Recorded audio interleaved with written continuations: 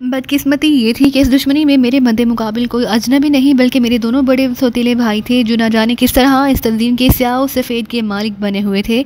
इनमें तोकीर A2 के मनसब का दावेदार था और बड़ा भाई तस्वीर शायद उसके दस्ते राज की हैसियत रखता था, क्योंकि मेरे मामले में रमज़ान चाचा को मुलविस करने वाला वही था। उन्होंने मेरे खिलाफ दो महाज खोले हुए थे। एक तरफ रमज़ान चाचा को धौंस, धमकी और तशद्दुद के जरिए अपनी राह पर ले आए। इस बारे में सुल्तान शाह की राय बहुत ज़्यादा करीने कयास लगती थी। एक उम्र रसीदा और हुदातर शख्स के लिए जवान बेटियों की इज्जत के अलावा कोई चीज़ ऐसी नहीं हो सकती जो उसे अपने ज़मीर के खिलाफ अमल करने पर मजबूर कर सके। और दूसरी तरफ वो किसी तवील मनसूबाबंदी को तर्क करके ट्रांसमीटर पर बराह रास्त मुझसे रब्ता कायम करने के लिए कोशां थे। वो अंदाज़ा लगा चुके थे कि इस बार फिर मैं ही उनके मद्दे मुकाबिल था, लेकिन वो तजाहिल आरफाना से काम लेते हुए बदसूर मुझे डोली नंबर 2 के नाम से मुहातिब कर रहे थे। क्यों ना उनसे राब्ता कायम कर ही लिया जाए। सुल्तान शाह ने राय पेश की। कम अज़ कम मालूम तो हो कि वो क्या चाहते हैं। ये सर्द जंग है, हमारी मुसलसल खामोशी उनके आसाब पर सवार रहेगी, इसलिए फ़िलहाल चुप साधे रखना चाहता हूँ। नसीर खान से मुलाकात के बाद देखा जाएगा कि क्या करना है। जब बात खुल ही गई है कि इस पूरे खेल की पुष्ट पर तुम्हारी सौतेली भाइयों का हाथ है, तो तुम्हें भी मालूम होना चाहिए कि तुम क्या करना चाह रहे हो। इस भाग दौड़ और आंख मचोली में उनका भी कुछ ना बिगड़ेगा, बस अपना वक्त और सलाहियतें ज़ाया करते रहेंगे। उनका काम बदस्तूर चलता रहेगा। हैरत है कि तुम सब कुछ जानते हुए भी ऐसी बात कर रहे हो। ये भाग दौड़ हमने शुगल के तौर पर तो नहीं अपनाई। वो लोग रोपोश रहकर काम करने के आदी हैं, उन्हें इसी तरह सामने आने पर मजबूर किया जा सकता है। मेरा सवाल भी दरअसल यही था, जिसे मैं ठीक तरह अदा नहीं कर सकता। उसने जल्दी से कहा, वो सामने आ भी गए तो क्या होगा? तुमने ठंडे दिल से सोचा है कि उनकी मुखालिफत में तुम किस हद तक जा सकोगे? मैं उसके लफ्ज़ों में पोशीदा हकीकी सवाल को समझकर मुस्कुरा दिया। वो लोग मौत की सौदागर हैं, दौलत की हवस में अंधे हो चुके हैं और मुल्क के चप्पे चप्पे में हीरोइन के जहर को फ़रोग दे रहे हैं। उनका निज़ाम इस कदर महफूज और मुकम्मल है कि बुनियादों पर वार किए बगैर उसका खात्मा नामुमकिन है। मेरा मिशन तो यही है कि उन दोनों की हकीकत मालूम करके उन्हें जहन्नम वासल कर दूँ।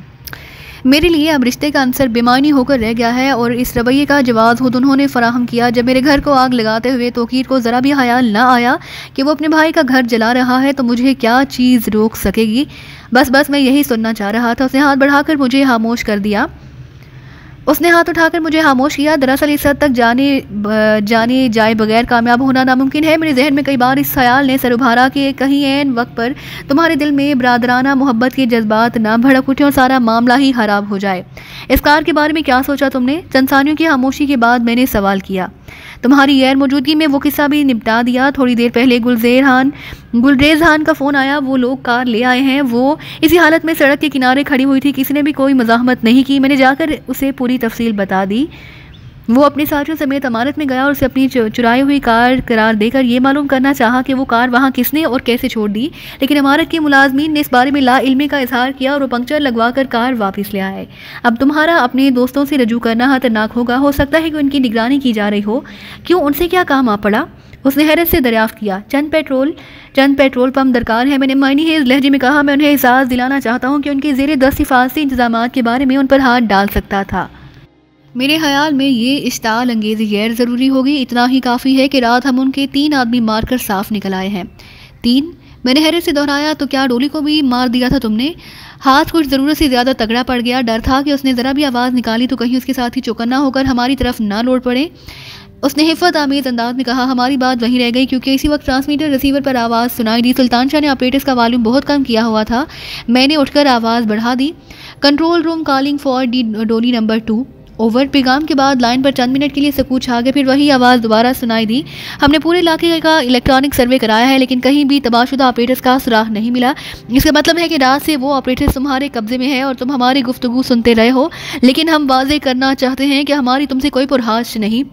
कल जो कुछ हुआ वो गलत फहमी का नतीजा था। हमें आज इल्म हुआ कि तुम लोग कार चुराने के बाद उधर से गुजर रहे थे और हमारे आदमी ने गलत फहमी की बिना पर तुम्हें रोकने पर मजबूर कर दिया और इस महाजराई में तुमने हमारे 3 आदमियों को भी ख़त्म कर दिया। लेकिन हमें इसका कोई गिला नहीं, क्योंकि तसादम अमूमन जानलेवा हुआ करते हैं। लेकिन हम अपना ऑपरेटर्स का गैर मुतल्लका आदमी की तहवील में नहीं छोड़ सकते। अगर तुम हमारी आवाज़ सुन रहे हो तो हम तुम्हें ऑपरेटर्स के लिए मुँह मांगा मुआवजा देने के लिए तैयार हैं। तुम जो जगह मुकर्रर कर दो वहाँ हमारा आदमी तुम्हें रकम देकर ऑपरेटर्स ले जाएगा। ये वाज़ेह रहे कि तुम्हारी छोड़ी हुई मस्तरूका कार उसके पठान मालकान वापस ले गए हैं। उनका क़याम ट्रकों के स्टैंड के करीब वाक़या एक होटल में है। ओवर। सुल्तान शाह ने दिल खोल कर कहा लगाया, ये लोग हमें बिल्कुल ही अहमक समझ रहे हैं। अगर हम मामला कर बैठे तो मुझे पूरा यकीन है कि उनकी मुसल्लह भेड़ियों का पूरा गोल हमें घेरने की कोशिश करेगा। शायद आज रात में उनसे बात कर ही लूँ, मैंने उसे आंख मारते हुए मायनी हेज लहजे में कहा। फिर उनके भेजे हुए आदमियों से भी निमट लिया जाएगा। 3 आदमी मरे हैं लेकिन अखबार में कहीं कोई खबर नहीं है। सुल्तान शाह ने कहा, मालूम होता है कि पुलिस को खबर दिए बगैर ही लाशें उठवा ली गई होंगी। मैंने कोई जवाब नहीं दिया। मेरे जहन में नसीरहान घूम रहा था। मैंने ग्लास से अपने लबों को तर करके रिस्ट वॉच पर निगाह डाली तो 5 बजने में 2 मिनट बाकी थे। हमने यहाँ आने में बहुत इजलत से काम लिया है, सुल्तान शाह ने तबसरा किया। वो 5:30 से पहले नहीं आएगा। मुझे मोहूम सा अंदेशा था कि कहीं वो कबल अज़ वक्त घर लौट कर हमारे लिए कोई जाल तैयार करने की कोशिश ना करे। वो भी कोई अच्छा आदमी नहीं है, मौका मिलते ही हमसे पीछा छुड़ाने की कोशिश करेगा। तुम्हें तो यहाँ भी अपने लिए शुगल मिल गया, लेकिन मुझे सूखा इंतजार करना पड़ेगा। उसने मेरी ग्लास की तरफ इशारा करते हुए कहा और मैं मुस्कुरा कर रह गया। हम दोनों किसी भी सूरत हाल से निमटने के लिए मुसल्लिह होकर वहां पहुंचे थे। नसीरहान का घर हमारे लिए नया नहीं था, लेकिन दिल में एक ही अंदेशा था कि घर में कोई औरत मौजूद ना हो। लेकिन एक मुड़े हुए तार से कफल शिकनी करके हम घर में दाखिल हुए तो मैदान साफ था और नसीरहान की बेतरतीब ख्वाबगाह में रखी हुई भांत भांत की बोतलें शायद मेरी ही मुंतजिर थीं। वक्त धीमे धीमे गुजरता रहा। फिर बैरूनी दरवाजे पर आहट सुनाई दी और हम दोनों चौकन्ने हो गए। सुल्तान शाह लिपक कर एक दरवाजे की ओर हो गया ताकि नसीरहान मुझे देखकर किसी चालबाजी की कोशिश करे तो वो उसका सद्जवाब कर सके। दरवाज़ा खुलने और बंद होने की आवाज़ों के बाद फर्श पर बढ़ते हुए कदमों की चाप सुनाई दी। फिर नसीरहान कमरे में आ गया। मुझे देखते ही उसके चेहरे पर तहय्युर और खौफ की आसार उभरे जो मुंजमद होकर रह गए। फिर उसके होंठों से सरसराती हुई आवाज़ बरामद हुई, तुम कौन हो और जहाँ क्या कर रहे हो? उसके दोनों ही सवाल माकूल थे क्योंकि पिछली बार हमने उसे घेरा तो हमारे चेहरे नकाबों में छुपे हुए थे। इस एतबार से वो मेरा सूरत आशना नहीं था। फिर मुलाकात का वक्त 6 बजे करार पाया था, जिसके मुताबिक मुझे मुकर्ररा वक्त पर दरवाजे पर दस्तक देकर अंदर आना चाहिए था।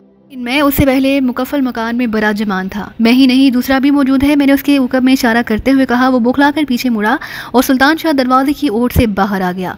हम तुम्हारे पुराने दोस्त हैं और तुम्हारे ही मुंतजिर थे, मैंने नरम लहजे में कहा। फिर सुल्तान शाह से मुखातिब हो गया, ज़रा अपने मेज़बान की तलाशी ले डालो ताकि हम दोस्ताना फ़िज़ा में बेखौफ व ख़तर होकर गुफ्तगू शुरू कर सकें। सुल्तान शाह जैसे ही उसकी तरफ बढ़ा वो एहतजाज करता हुआ मुदाफ़ाना अंदाज में पीछे हटने लगा। ये सरासर ज़्यादती है। मैं हिफाजत के लिए पिस्तौल हर वक्त साथ रखता हूँ, मगर तुम्हें उससे कोई सरोकार ना होना चाहिए। मुझे वाकई उससे कोई सरोकार नहीं, गोलियां निकाल कर वापस कर दूंगा। ये कहते हुए सुल्तान शाह ने बाहर से टटोलने के बाद कोट की अंदरूनी जेब से इशारिया 2-2 का स्मिथ एंड ब्राउनी निकाल लिया। दिलकश खिलौना है, उसने चैम्बर हाली करते हुए हरीसाना अंदाज में तबसरा किया और नसीरहान फौरन ही बोल पड़ा, ये तुम नहीं ले सकते, ये मुझे दफ्तर की तरफ से मिला हुआ है। इससे महरूम होने की सूरत में मेरे लिए जवाबदही मुश्किल हो जाएगी। मेरी और सुल्तान शाह की निगाहें चार हुई तो मैंने आंखों ही आंखों में से हथियार लौटाने का इशारा किया और नसीरहान ने वो वापस लेते ही यूं दोबारा जेब में डाला जैसे ताहिर की सूरत में वो उसकी मलकियत से महरूम कर दिया जाएगा। मेरा ख्याल था कि नसीरहान गुफ्तगू शुरू करने से पहले लिबास तब्दील करना चाहेगा, लेकिन वो इसी हालत में सोफे पर बैठ गया। पिछली बार हम बेएतमादी की फ़िज़ा में मुतारिफ हुए थे और हमारे चेहरे नकाबों में पोशीदा थे, लेकिन इस बार नकाबों की गैर मौजूदगी हमारी तरफ से हैर सगाली की मजहर है। उम्मीद है कि तुम अपने रवैये से इस फ़िज़ा को मजरूर नहीं करोगे, मैंने सिगरेट सुलगाने के बाद तमहीद के तौर पर कहा। मुझे आज तक तुम्हारे बारे में कुछ मालूम ना हो सका, लेकिन मैं इतना जानता हूँ कि पिछले दिनों तुम्हारी वजह से शहर में हासी खून रेजी हुई और मुझे अपने अमले के 2 अरकान से हाथ धोना पड़े। ये बड़ी अच्छी बात है, मैंने उसकी हौसला अफजाई करते हुए कहा। इसी से तुम अंदाज़ा लगा सकते हो कि तुमसे हमें कोई अदावत नहीं, हमारी लड़ाई तुम्हारे बड़ों से है, लेकिन बड़े कभी सामने नहीं आते। वो पसे पुश्त रहकर नीचे वालों को हथरात की भट्टी में झोंकते रहते हैं। क्या पता कि कब मुझे तुम्हारे खिलाफ सफ़े आरा होने का हुक्म मिल जाए।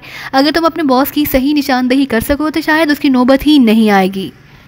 पिछली बार मैं तुम्हें उस फर्म में अपनी शमूलियत का पूरा पस मंज़र बता चुका हूँ। जैसे मैं खुद नहीं जानता उसके बारे में भला मैं क्या बता सकूँगा। मेरे लिए तो वो बस एक नादीदा हस्ती का नाम है। मैं ये मान सकता हूँ कि तुमने उसकी धमकियों से हाइफ होकर खुले बंदों से उसकी सिराग रसानी की कोई कोशिश ना की, लेकिन फर्म के सारे कागजात तक तुम्हारी रसाई है। अमनन तुम वहाँ स्याह सफ़ेद के मालिक हो। मैं ये नहीं मान सकता कि तुमने उन कागजात की छानबीन ना की हो। करना चाहिए थी, लेकिन खौफजदा होकर इरादा तर्क कर दिया। वो क्यों? खुफिया कैमरे के बारे में मैं तुम्हें पहले ही बता चुका हूँ। उसने गहरी सांस लेकर कहा, मुझे पहले ही दिन उसके बारे में बता दिया गया था और मैं इस बारे में मोहतात रहता था। मुझे मालूम था कि कैमरा कहाँ नस्ब है। फिर मैंने ये सुराह भी लगा लिया कि वो किन जावियों से और मेरे कमरे की किन हिस्सों की तस्वीर ले सकता है, और इन्हीं कोशिशों के दरमियान इंकशाफ हुआ कि उसका खुदकार निज़ाम बहुत हसास है। वो कैमरा कमरे में आने वाले किसी भी मुलाकाती को दरवाजे में नस्ब एक फ़ोटो सेल की गैर मरई शुआओं से देखता है और 1 मिनट बाद मखसूस जाविये से उसकी तस्वीर ले लेता है। उसी के साथ कैमरे से एक टाइमर मुंसलिक है जिसके ज़रिए वो एक मुकर्ररा वक्फे के बाद मेरी तस्वीर लेता रहता है, जो यकीनी तौर पर बॉस के लिए होती हैं, और टाइम का वक्फा रोज़ बदला हुआ होता है ताकि मैं अपना कोई मामूल ना बना सकूं। दफ्तर बंद होने के बाद खुफिया तरीके से वहां आने वाला बॉस का हरकारा कैमरे में फिल्म की तब्दीली के साथ ही टाइमर की सेटिंग भी बदली कर देता है। तुम्हारी इन तमाम मालूमात से जाहिर होता है कि तुम कुछ ना कुछ मवाद हासिल करने की कोशिश करते रहे हो, और मैं चाहता हूँ कि तुम अपनी मालूमात में हमें भी शरीक कर लो। ये मेरा वादा है कि हमने समते ताउन करने के सिलसिले में तुम अपने बॉस के किसी अजाब की जद में नहीं आओगे। मैं कुछ भी नहीं मालूम कर सका, आखिर तुम क्या जानना चाहते हो? उसने उलझन आमेज लहजे में सवाल किया। तुम्हारे बॉस का ठिकाना हमारे लिए बस यही एक बात अहम है। उसकी आंखों में उलझन के आसार नजर आए। फिर उसने झुककर अपना सर हथेलियों के दरमियान दबाया। मैं गौर से उसकी तरफ देखता रहा, लेकिन मैंने उसे टोकना मुनासिब ना समझा। तुम यकीन करो कि मुझे उसका ठिकाना मालूम नहीं। थोड़ी देर बाद उसने मुल्तजाना अंदाज में कहा, तुम मुझसे एक ऐसी बात मालूम करना चाह रहे हो जिससे मेरे फरिश्ते तक ला इल्म है। फिर हमें आखिरी चारा कार इस्तेमाल करना होगा, मैंने मायूसाना लहजे में कहा। महज तुम्हारी वजह से हम अब तक उससे गुरेज करते आए हैं। मेरी परवाह किए बगैर तुम जो करना चाहो कर लो। उसके लबो लहजे से सच्चाई की बू आ रही थी। मैं तुम्हारी राह में हायल होने की कोशिश नहीं करूँगा। मुझे भी अपनी आज़ादी अजीज़ है। इतनी इजलत में ये इख्तियार ना दो, मैंने बराह रास्त उसकी आंखों में देखते हुए कहा। तुमने ताउन ना किया तो हम ज़्यादा वक्त बर्बाद नहीं करेंगे। हमारा अगला निशाना तुम्हारा दफ्तर होगा। कागजात को उलट पुलट कर हम मतलूबा मालूमात हासिल कर ही लेंगे, और इस बारे में तुम अपने बॉस की जवाबदेही से ना बच सकोगे। उसके चेहरे का रंग उड़ गया। नहीं, तुम ऐसा नहीं कर सकोगे। उसकी आवाज़ कमज़ोर हो गई। वो बहुत सफाक और खुदगर्ज आदमी है। इस तलाशी की तमाम तर जिम्मेदारी मेरे सर थोप देगा। उससे बचने के लिए तुम्हें ज़ुबान खोलनी पड़ेगी। जो कुछ मैं जानता हूँ वो तुम्हारे लिए बेसूद होगा, क्योंकि मुझे अंदाज़ा है कि वो पता गलत इस्तेमाल किया गया है। सही और गलत का इंतखाब तुम हम पर छोड़ दो। जो जानते हो वो बताते चले जाओ। एक्सपोर्ट रजिस्ट्रेशन फार्म में लाइट्स काटेज का नाम मेरी निगाह से गुजरा था, लेकिन वो अमारत हरगिज़ उसकी रिहाइश गाह नहीं हो सकती। मैंने अपने तौर पर भी इसकी तस्दीक की कोशिश की थी और नाकाम रहा। ये लाइट्स काटेज क्या बला है? मैंने पूछा। शहर की एक मशहूर इमारत है जहाँ पहले एक मगरबी मुल्क का सफारतखाना हुआ करता था, लेकिन पिछले कई बरसों से वो इमारत एक दौलतमंद गैर मुल्की की मलकियत है जो अमूमन खुद बाहर ही रहता है, लेकिन उसके मुलाजिमों की मौज हर वक्त लाइट्स काटेज में मुकीम रहती है। ये कहते हुए उसने इमारत का पता और मोहल्ले को बताना शुरू किया, तो मेरे साथ ही सुल्तान शाह के चेहरे पर भी हैरत के आसार नमूदार हो गए, क्योंकि वो पता उसी इमारत का था जिसके करीब हमें रुकने पर मजबूर किया गया था। क्या ये मुमकिन नहीं कि तुम्हारा बॉस लाइट्स काटेज के मुलाजमीन की भीड़ में मिलकर वहाँ रह रहा हो? वो तो वैसे भी दोहरी जिंदगी गुजार रहा है, उसके लिए एक और रूप से क्या फ़र्क पड़ता है? जो नतीजा चाहो अहज़ कर सकते हो, लेकिन तुम उससे वाकिफ़ नहीं हो। वो लबो लहजे से ही आमर मुतलक महसूस होता है। उसे क्या ज़रूरत है कि आम जिंदगी में एक महकूम की सूरत एख्तियार करे? खैर, हम उसे देख लेंगे, लेकिन तुम जानते हो कि इस वक्त दो धारी तलवार पर चल रहे हो। हमारे मफाद के खिलाफ कोई हरकत की तो हमसे कहीं ना बच सकोगे। ये इत्तला तुम अपनी ज़ात तक ही महदूद रखोगे। मैं जानता हूँ। वो अपने लिए गिलास तैयार करते हुए बोला, मुझे अपनी ज़िंदगी बहुत अजीज़ है। मैं खुदकुशी से नफरत करता हूँ। मेरा मफाद भी इसी में है कि मेरा और तुम्हारा ताल्लुक पर्दाए राज में रहे। अपनी फर्म से तुम हीरोइन के अलावा और कौन सी मंशियात बरामद करते हो? हीरोइन के अलावा हम किसी और नशे को हाथ नहीं लगाते। तुम्हारी सबसे बड़ी दरामदी मंडी कौन सी है? मंडी तो बहुत वसी है, मगर बहुत से मुल्कों की तिजारती और हिफाजती ज़ाब्ते खतरनाक हैं, इसलिए हम गिने चुने इलाकों में ही ऑपरेट करते हैं। फ्रांकफर्ट, रोम, एथेंस और कोपनहेगन हमारे डिस्ट्रीब्यूशन ऑफिस कायम है, जो हमें माल यूरोप और अमेरिका में पहुंचाया जाता है। अमेरिका के लिए बराह रास्त जहाँ से माल नहीं जाता। उसने अपने सर को नफ़ी में जंबिश दी। हीरोइन के बारे में वहाँ के हकाम बहुत हसास हैं और पाकिस्तान से जाने वाले हर तिजारती माल को शोभे की नज़र से देखते हैं। इस कड़ी जांच पड़ताल से बचने के लिए माल यूरोप से री एक्सपोर्ट किया जाता है। अमेरिका के लिए ये तरीका अब तक 100% कामयाब साबित हुआ है। मुझे उन तमाम दफातर और इदारों की फहरिस्त दरकार है जिन्हें तुम हीरोइन बरामद कर रहे हो। तुम मुकामी मंडी के आदमी हो, जहां हमारी इजारादारी को तोड़कर अपना हिस्सा कमाना चाहते हो। फिर बाहर के बिजनेस से तुम्हारा क्या वास्ता? इस मामले को अलग ही रखो तो बेहतर होगा, क्योंकि ऐसे तमाम नाम और पते मेरी ज़ाती तहवील में रहते हैं। अगर किसी वक्त मुझे मौजूदा हालात से निजात मिली तो मैं इन राबतों से ज़ाती सतह पर फ़ायदा उठाना चाहूँगा। उसने पिछली बार मेरी कही हुई बातों की बिना पर मुझे भी मंशियात फरोश समझते हुए मफादात की तकसीम पर समझौता करना चाहा। मुकामी मंडी और बरामदी तिजारत में चोली दामन का साथ है। लंबे चौड़े फैलावे के बाद जहाँ जो कुछ हासिल होता है वो ना होने के बराबर है। काम करने और कमाने का गुर यही है कि हुकाम को मुकामी चक्रों में उलझाकर बाहर से कमाया जाए। ये बातें मेरे लिए नई नहीं। मैं भी जानता हूँ कि मुकामी आबादियों में हीरोइन की फ्राहमी राय आमा का शदीद दबाव पैदा करती है और ज़रा सी मिकदार के लिए मुख्तलिफ एजेंसियों की भारी मिकदार मुसलसल मसरूफ़ रहती है। लेकिन मेरा तरीक़ाकार मुख्तलिफ होगा। मैं मुकामी बखेड़ों में पड़ना ही नहीं चाहता। काम को उलझाने के लिए दूसरे लोग काफ़ी हैं। ये सब क्यासात और मंसूबे हैं। हो सकता है कि तुम सारी उम्र अपने बॉस के दबाव से निकल सको, मगर मैं उसके बैरूनी मफादात पर भी फौरी वार करूँगा। मेरे कैरियर्स आए दिन जाने जाते रहते हैं। वो इस तरह काम करेंगे तो तुम पर कभी हर्फ नहीं आ सकेगा। मज़ीद कुछ बहस के बाद उसने अगले दिन फहरिस्त फ्राहम करने का वादा कर लिया। वो माकूलियात के साथ ताउन कर रहा था, लिहाजा उसे तुर्श रोई मुनासिब नहीं थी। मैंने उसे दरख्वास्त की कि वो सुल्तान शाह के साथ दूसरे कमरे में चला जाए ताकि मैं हलवत में उसके फ़ोन से 2-3 निजी कॉल्स कर सकूं, और उसने बिला चूनो चुरा अपनी नशीस छोड़ दी। चंद सानियों तक तरजीहात पर गौर करने के बाद मैंने सबसे पहले जहांगीर को फ़ोन करने का फ़ैसला किया, और ये मेरी खुशनसीबी थी कि जहांगीर घर पर ही मिल गया। उसे मालूम था कि A2 से बराह रास्त तसादम मोल लेने के बाद मैंने रोपोशी इख्तियार की हुई थी, लिहाजा यही समझा कि मैं कराची से फ़ोन कर रहा था। चंद रस्मी फ़िक्रों के तबादले के बाद मैंने उससे काम के बारे में सवाल किया तो उसने बताया कि चंद रोज़ के तातुल के बाद माल की तरसील और फराहमी दोबारा बहाल हो चुकी थी और इस बार नरह भी ज़रा बढ़े हुए थे। लेकिन वो इंतज़ामी दुश्वारियों से दो चार था, क्योंकि जिवा हाउस के दाखिली फाटक पर मेरे हाथ रक्षी के भाई इलियास के कत्ल के मामले में पुलिस को कोई तसल्ली बख्श जवाब फराहम नहीं किया जा सका। मरने वाला मेरी गोली से फाटक से बाहर फुटपाथ पर हलाक हुआ था, लेकिन मेरी इत्तला पर पुलिस वहां पहुंची तो लाश अंदर अहाते में घसीटी जा चुकी थी, जबकि फुटपाथ पर वारदात के निशानात मौजूद थे। लिहाजा शहादतें मसे करने के इल्ज़ाम में पुलिस ने जिवा हाउस के 2-3 मुलाजमीन को तहवील में ले लिया और तंजीमी मामलात में समारत का इस्तेमाल तर्क किया जा चुका था।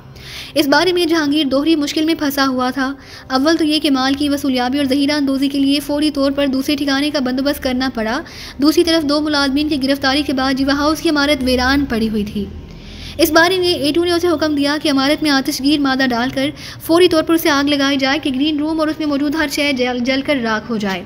जहांगीर जानता था कि जिवा हाउस के ग्रीन रूम में रसाई का इख्तियार सिर्फ मुझे ही को हासिल था, लेकिन वह खुद उस कमरे की हकीकी अहमियत से लाइल्म था। उसके इस्तफसार पर मैंने उसे बता दिया कि ग्रीन रूम दरअसल तंजीम का एक अहम वासलाती मरकज़ था, जहाँ MT300 साख्त का एक ट्रांसमीटर नाकाबिल शिकस्त हिफाजती इंतज़ाम से दो चार था। और तुम्हारी नई C1 का क्या हाल है? मैंने खुशदिली के साथ कहा। वो तो मुझे पागल कर देगी। मैं समझ में नहीं आता कि इस कदर खतरनाक काम उस जैसी खूबसूरत और सुबक अंदाम औरत को क्यों सौंपा गया। उसे अपने भाई की हलाकत का इल्म हो चुका है। मुझसे जानना चाह रही थी कि इस कत्ल में कौन मुलविस था, लेकिन मैं लाइल्मी का इजहार करके अपनी जान बचा गया। कल से जिवा हाउस के मुतबादिल के तौर पर रक्षी का मकान ही ज़ेर इस्तेमाल है। 3 बार स्टोन हाउस जा चुका हूँ, लेकिन इससे वहाँ मुलाकात ना हो सकी। मुझे अंदाज़ा है अब तो तुम बात बेबात आटून हाउस के चक्कर काटोगे। ये ख्याल रखना कि रक्षी बहुत खतरनाक औरत है। अपने हुस्न से बेहतर ऐसे काम निकालने में माहिर है जिनके लिए अमूमन आतिशी हथियार दरकार होते हैं। मेरे तबसरे पर उसने दिल खोल कर कहकहा लगाया। जैसे उसने रजू करके कासिम की जानशीनी का दावा किया, मेरी काम में खोई हुई दिलचस्पी फिर से बहाल होने लगी। लेकिन तुम मेरे लिए हर जगह कबाब में हड्डी साबित होते हो। क्यों? अब मेरा जिक्र कहाँ से आ गया? रक्षी के सर पर तुम्हारी तलाश का भूत सवार है। उसे 2 मरतबा मुलाकात हुई और दोनों मरतबा बेशतर वक्त तुम्हारा ही जिक्र करती रही। मालूम होता है कि उससे तुम्हारे हाथ से करीबी मरासम रह चुके हैं। एक बार होटल में मिला था, दूसरी बार तुम्हारी भाभी नहीं थी तो घर बुला लिया। बस पीने की बहुत शौकीन है। वो हमारे माशरे में पाई जाने वाली उन गिनी चुनी औरतों जैसी है जो मुलाजिम को साथ लेकर महज शौकिया मर्दों को लूटती फिरती हैं या छीनी हुई कारों में तफरी को मशगलात समझती हैं। मेरा मकसद पूरा हो चुका था, लिहाजा पहला मौका मिलते ही मैंने फ़ोन का सिलसिला मुनक़ता कर दिया। मेरे नुक्ता नज़र से 2 बातें अहम थी। अव्वल तो ये कि दिल गिरफ्तार रक्षी ने A2 से किए हुए मुआहदे की रोशनी में कासिम की मौत से हाली होने वाला C1 का मनसब संभाल लिया था। मैं तंजीम और A2 के बारे में उसके बागियाना ख्याल से अच्छी तरह वाकिफ़ था और मेरे लिए ये बात हौसला अफजा थी कि तंजीम में दरमियानी सतह पर ऐसे लोगों की तादाद में हाथिरहा इजाफा हो रहा था जो बज़ाहिर जान के खौफ या दूसरी मजबूरियों के बाइस A2 के मफादात के लिए काम कर रहे थे, लेकिन अंदर से उससे मुतनफ़िर थे। दूसरी अहम बात यह थी कि कराची में तंजीम के अराकीन को मेरी लाहौर में मौजूदगी के बारे में नहीं बताया गया था। शायद तोकीर अब मेरे और अपने तसादम को ज़ाती सतह तक ही महदूद रखना चाहता था। दूसरी कॉल पर मैंने गजाला के घर मिलाई ताकि उससे कुछ बातें हो सके, लेकिन रिसीवर पर उसके बाप की चिंगारती हुई हेलो सुनते ही मुझे रिसीवर कान से दूर हटाना पड़ गया। मेरी आवाज़ पहचानते ही वो यूं चहका जैसे मुद्दतों से बिछड़े हुए किसी दोस्त को अचानक दरियाफ्त किया हो, लेकिन मैंने गुफ्तगू को इख्तिसार देने की नीयत से फ़ौरन ही उसे आगाह कर दिया कि मैं किसी दोस्त के घर से फ़ोन कर रहा हूँ। गजाला को आज मजबूरन घर से निकलना पड़ा है।